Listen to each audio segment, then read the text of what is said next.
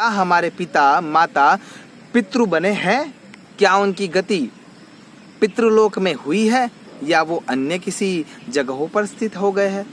अतड़ वितड़ सुतड़ तड़ातर रसातड़ महातड़ और पाताल ये 7 जमीन के नीचे के तत्व हैं। अगर हमारे कर्म सही नहीं है, जीवन में हमने सही जीवन व्यापन नहीं किया है या कुछ भी ऐसा कर्म किया है जो योग्य नहीं है, तो उसका बदला हम प्रेत योनि में जाकर भुगतते हैं। यानी अतर वितर सुतर तड़ातर रसातर महातर और पाताल। अगर हमारा जीवन हमने उस ढंग से व्यापन किया है जिससे हम ऊर्ध्वगामी हो सके, ये अधोगामी बात हुई थी। अब अगर ऊर्ध्वगामी हो सके तो कहाँ पे है हम?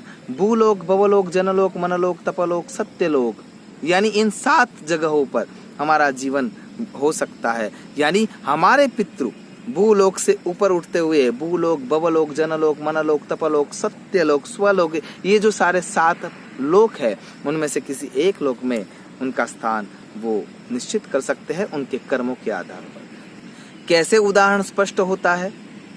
अगर हमारे बैंक में या हमारे घर में हमने इतना पैसा जमा कर दिया है कि हमें किसी अन्य से पैसे लेने की ज़रूरत नहीं है, और वहाँ पे बैंक में मैनेजर जो हमारा शत्रु है, फिर भी हम वहाँ पे जाएंगे और जितना बैलेंस हमारे अंदर रखा हुआ है उसमें से हम जितना चाहे उतना निकालेंगे, हमारा शत्रु होने के बावजूद भी वो हमें मना नहीं कर पाएगा।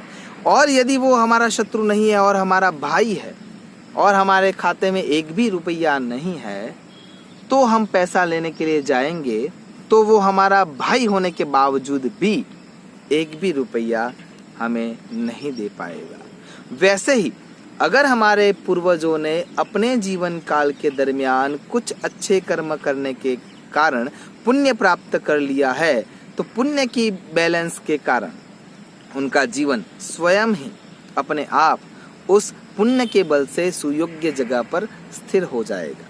यानी ऐसा जीवन व्यापन करने वाले व्यक्ति का पितृलोक में स्थान होता है, वह कभी भी पराभूत नहीं हो सकता, अधोगति में नहीं आ सकता।